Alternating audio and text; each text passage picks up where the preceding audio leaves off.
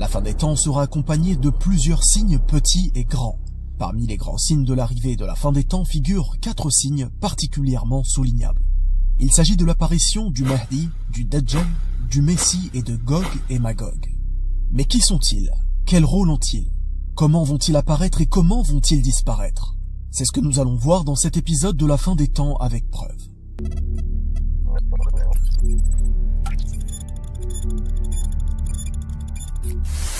À l'approche de l'heure, un homme portant le même nom que le messager d'Allah sallallahu alayhi wa sallam apparaîtra. Le père de cet homme portera aussi le même nom que le père du prophète sallallahu alayhi wa sallam, Abdullah. Allah, par son biais, donnera la suprématie à la religion et il régnera 7 années, pendant lesquelles justice et équité viendront submerger ce bas monde. L'argent sera donné à profusion et les bienfaits de cette terre se multiplieront. À quoi ressemblera-t-il? Certaines preuves religieuses nous rapportent qu'il aura le front dégarni et le nez aquilin, c'est-à-dire légèrement courbé.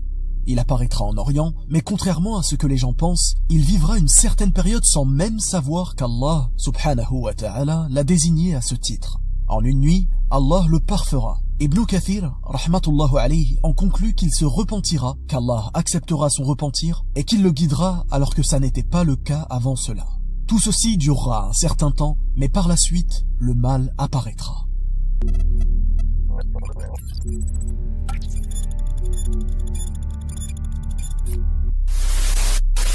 Un homme, jeune, brun, aux pieds varus, cheveux crépus, front dégarni, le cou large, avec un des 2 yeux endommagés ressemblant à un raisin, apparaîtra non loin de la région iranienne, et plus précisément de Khurasan.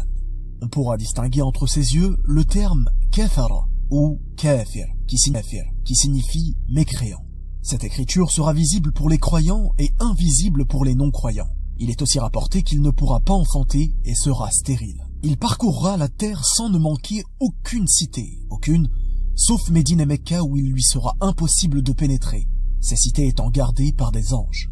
Il accomplira des miracles qui tromperont les gens. Abu Umama, radiyallahu anhu, nous rapporte que le Dajjal dira à un homme « Si je ressuscite ton père et ta mère, attesteras-tu que je suis ton Seigneur ?» L'homme dira « Oui ». C'est alors que 2 démons se manifesteront sous la forme de son père et de sa mère, en disant « Ô fils, suis-le car il est ton Seigneur ». D'où l'importance de l'unicité comme le fait de savoir que seul Allah, subhanahu wa ta'ala, donne la mort et la vie, et ceci fait partie de sa seigneurie. Aussi il fera croire aux gens qu'il fait tomber la pluie, qu'il fait pousser les denrées et favorise le bétail alors qu'Allah, subhanahu wa ta'ala, est le seul gérant. En réalité, tous ces miracles seront réalisables uniquement par la volonté d'Allah. Mais pourquoi donc Allah, subhanahu wa ta'ala, lui laissera l'opportunité de faire tous ces miracles? Dans le but d'égarer plus profondément ce faux messie, et afin que périsse celui qui doute d'Allah, subhanahu wa ta'ala, et soit sauvé celui qui a la certitude. En bref, tout ceci sera une épreuve et un test pour les croyants. Plus la personne reniera le faux messie en étant accrochée à sa croyance, plus sa foi augmentera. Quelle sera donc la meilleure arme contre Dajjal à ce moment-là? At-Tawhid, le fait d'unifier Allah dans ses actes, dans son adoration et dans ses noms et attributs. Aucun trouble ne sera plus important que celui du faux messie. Seule une minorité de croyants échappera au faux messie et viendra alors l'heure de la descente de Isa ibn Maryam, alayhi salam, Jésus, prophète et messager, sur le minaret blanc à l'est de Damas.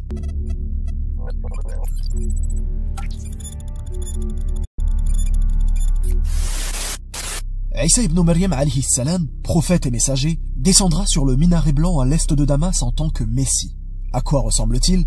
Les textes rapportés le décrivent de la sorte. C'est un homme de taille moyenne, ni long ni court, brun, la poitrine large et les cheveux plats. Il a une chevelure peignée et pommadée en dessous des oreilles qui emplit l'espace entre ses épaules. Lors de sa descente, il sera vêtu de 2 pièces d'étoffe de teinte jaunâtre, posant les mains sur 2 ailes de 2 anges. Son haleine s'étendra aussi loin que s'étend sa vue. Tout mécréant qui la sentira mourra sur le champ. Allah subhanahu wa ta'ala nous informe dans le Coran que Isa, alayhi salam, sera un signe pour la fin des temps. Mais pourquoi donc descendra-t-il sur la terre à la fin des temps? Ceci pour prouver que les injustes ne l'ont pas tué et ne l'ont jamais crucifié. Ce sera aussi la preuve qu'il n'est pas le fils de Dieu comme le prétendent certaines croyances égarées. Ces personnes se rendront compte de l'injustice énorme dont ils font preuve, car il est un prophète et messager comme tous les autres. Ce sera lui qui portera le coup fatal au faux messie Ad-Dajjal. Il fera de nouveau régner la paix et l'équité sur cette terre pour une période. Est-ce qu'il mourra? Oui, comme tous les êtres humains. Et après sa mort, les croyants prieront pour lui comme on prie pour les défunts lors des prières mortuaires. Mais avant sa mort, la terre connaîtra alors une période de grands troubles dans laquelle Isa alayhi salam aura un rôle extrêmement important.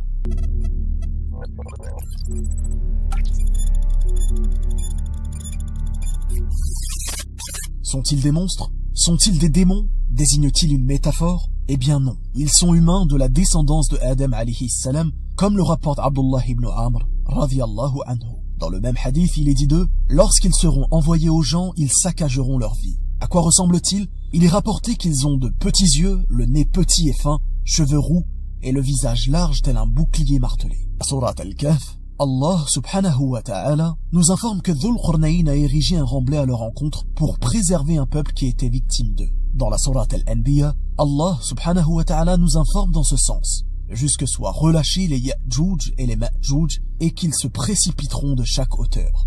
C'est alors que la vraie promesse s'approchera tandis que le regard de ceux qui ont mécru se fige. Malheur à nous, nous y avons été inattentifs, bien plus, nous étions des injustes. L'arrivée de Gog et Magog sera évocatrice de la proximité imminente de la fin des temps. Le soufflement dans la trompe, la destruction du monde et l'arrivée du jour des comptes n'aura alors jamais été aussi proche. Ils seront une épreuve très difficile pour l'humanité. Il sera alors très difficile de trouver de l'eau pour s'abreuver.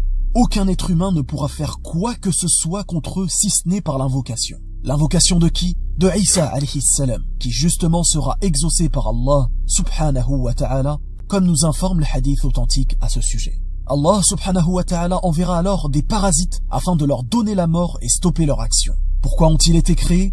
Car ils sont un signe final de la fin des temps. Dans la Surat al-Kahf, Allah subhanahu wa ta'ala nous informe dans ce sens, nous les laisserons ce jour-là déferler comme les flots les uns sur les autres et on soufflera dans la trompe, puis nous les rassemblerons tous. Ceci étant dit, que se passera-t-il après que l'on soufflera dans la trompe?